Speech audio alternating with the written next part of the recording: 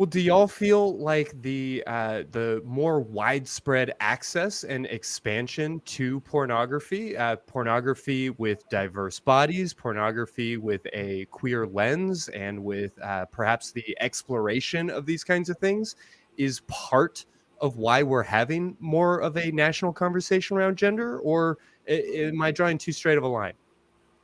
I wouldn't say so, but I do think there's actually something interesting that happened in the last couple of years.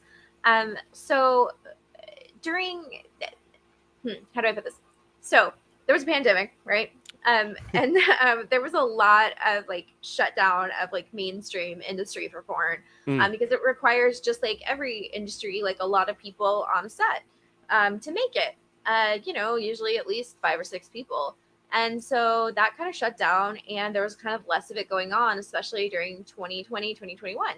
And what did kind of increase was a lot more independent and indie performers, and they have been coming up and shooting up, I would say, since maybe 2010, 2011, kind of became this big surge in performers who were camming. And cam became this big thing, like live stream. Hmm. And live stream just kind of has gotten better and better and better. There's been more sites pop up for live stream. Then there's been like more sites for like independent content creators in the same way that like there is for YouTube, right? Except these are like, naughty sites. And these sites would exist all over the internet. And the thing about it is, if there's only like, I don't want to say this, but like, Hustler Magazine and Brazzers Online or whatever, then you have a very narrow selection of like what you're able to look at or what you're able to enjoy, right? Unfortunately, the truth of the matter is for the most part, those kind of people are only going to employ like certain people that look a certain way. These people really, really, really tend to be white. They really, really tend to be thin, and they really, really tend to be like very like standard basic people looking at. I don't know how to describe this, but there's like a look that, I mean, it's white and thin, number one. Hmm. And not in any way like gender variant, any way that Sure. would make you think that they are like. And in like very narrow and specific age ranges. Is that fair to Yes. say? Yes. 18 to 22, 24, and then not again until like what, 32, 40? Okay. Something like that. Yeah. But as the rise of like content creators, live streamers for these sites, OnlyFans, you could make your own Pornhub channel. As this kind of stuff like started to like take off in this direction, it became really different. Actually, all of a sudden there was like kind of this access to like a bunch of different people with a bunch of different bodies, because they said and they could do it, and they put themselves out there like that, and those platforms existed, and all of a sudden there were people making money on their own terms without these studios and without these like people saying that they could or should like look a certain way.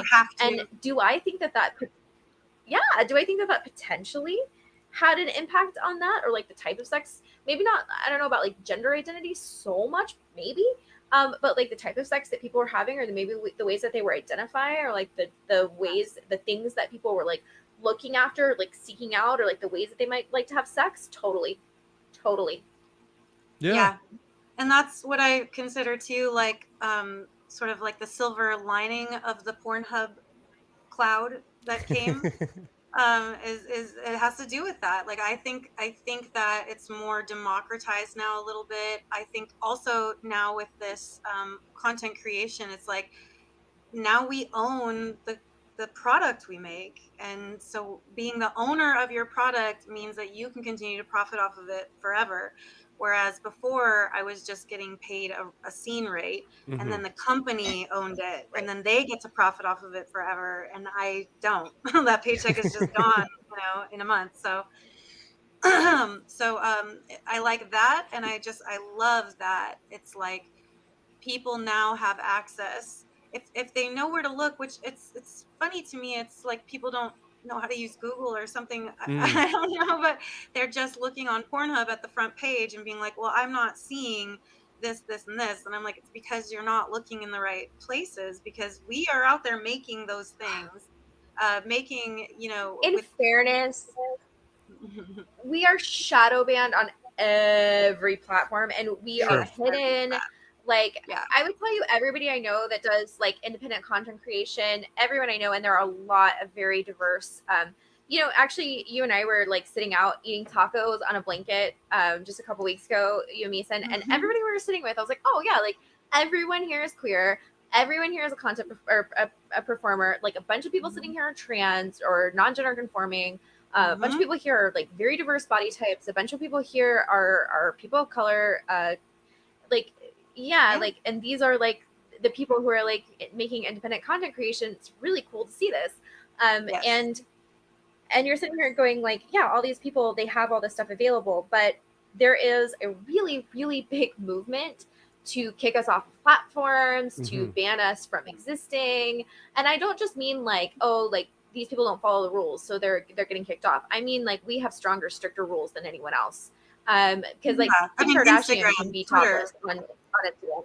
Well, and even if you are following the rules, you know, we recognize that you're still buried by the algorithm. You're still hidden. There's definitely a massive pressure to keep these things underground. And I don't want to draw too direct of a correlation, but it's impossible not to think about the way that our gender has been kept sort of locked away in this two-box system for a long time, and that there are incredibly powerful forces that are looking to keep us from asking questions about our bodies, about our sexuality, about our sexual orientation and desire and these different things. And I want to point out that people who are sex gender diverse and people who are people of color and people who have people of size are way, way, way more likely to be discriminated against on these platforms because they're more likely to be reported. Yeah. 100%.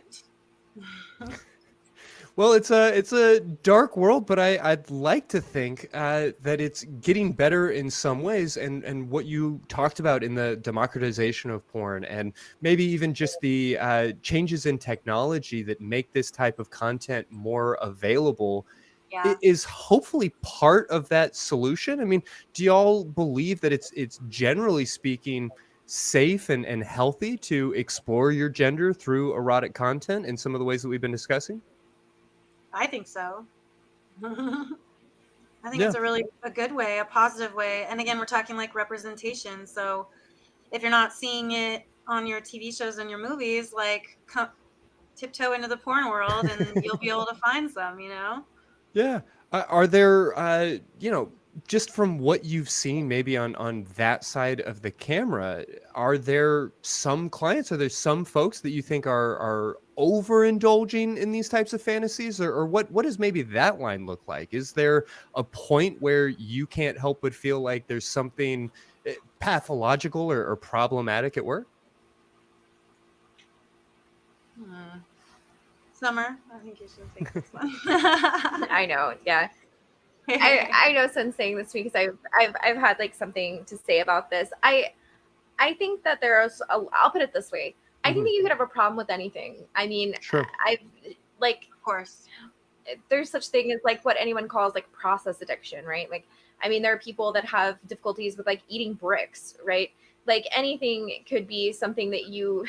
I saw that on My Strange Addiction. Someone's addicted to eating. I know. I love that show. I love that show. So I'm throwing just that eating bricks does not sound so wild.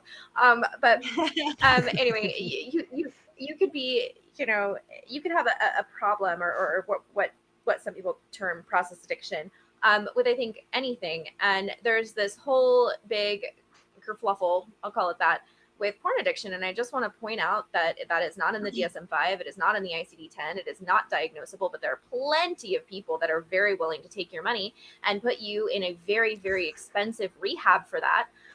Every single one of them that I have ever seen is Christian-based, Christian-run, and it has a religious backing and a religious agenda.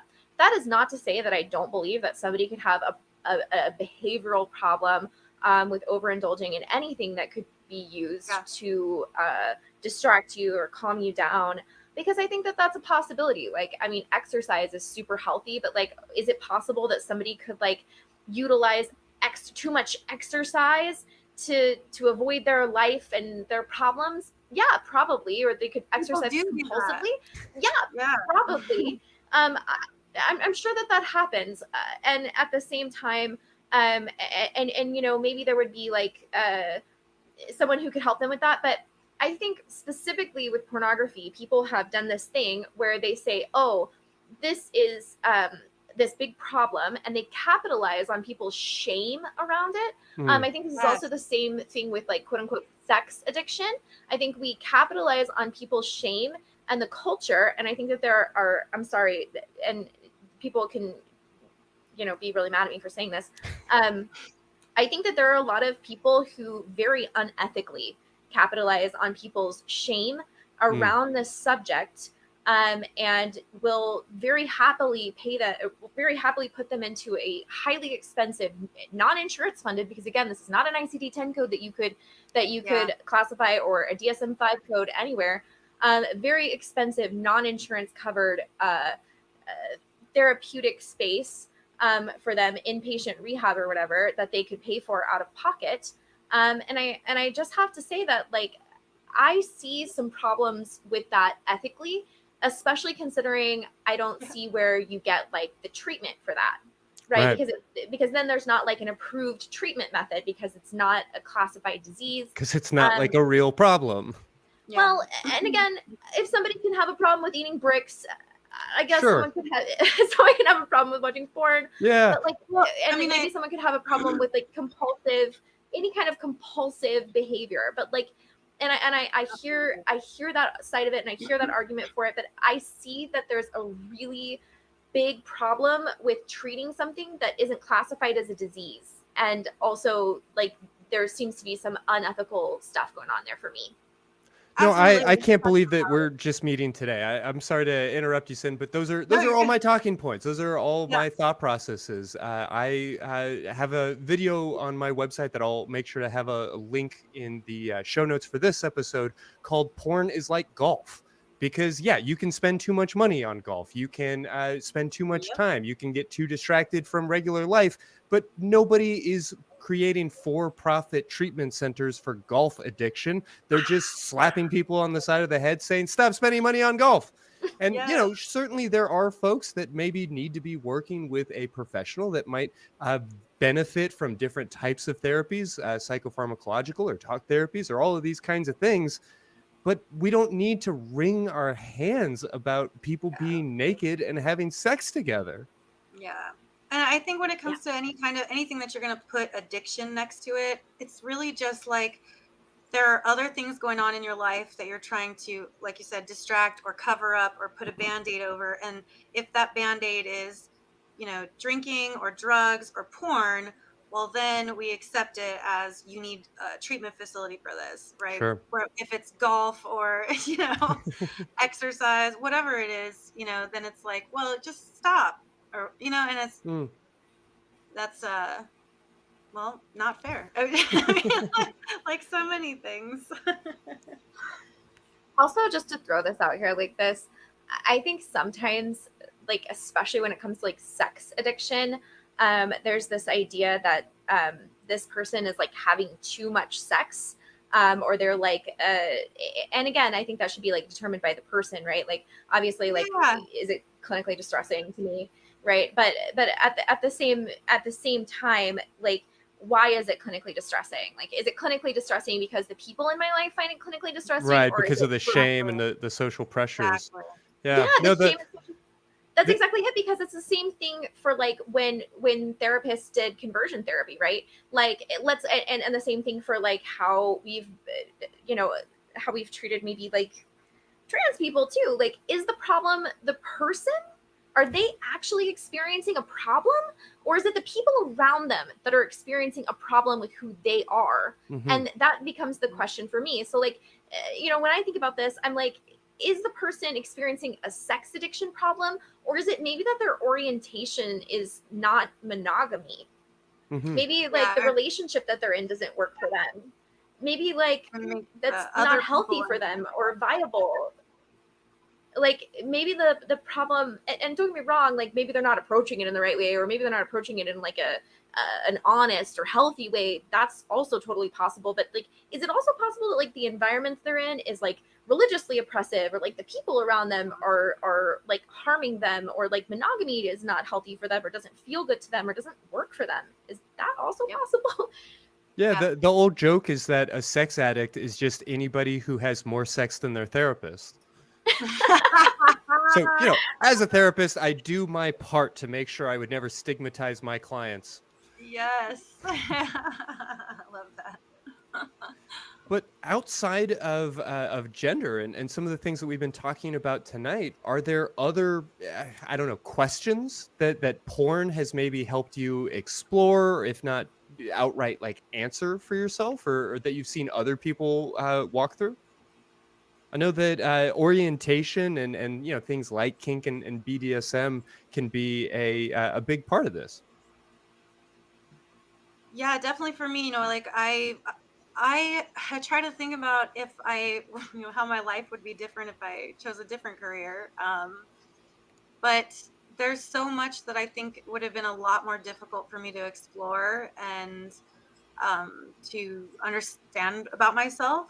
Like I knew when I was before I got into the industry, so I was still a little bit underage, but I was really fascinated with like bondage imagery that I would see and Mm. stuff like that. And um, like from going to Rocky Horror Picture Shows and performing in them, like I knew I liked a little bit of exhibitionism and stuff like that. So then I get to explore it when I enter this industry. And for a while I was a sub and I really enjoyed that space, but then at some point I shifted to being a dom, and I only knew that because I had been a sub for so long in this business, Mm-hmm. getting to do it for a job and experiment with that. And then I feel like it's just really helped me like be so much more accepting of myself and the ways that I change, the ways that I grow.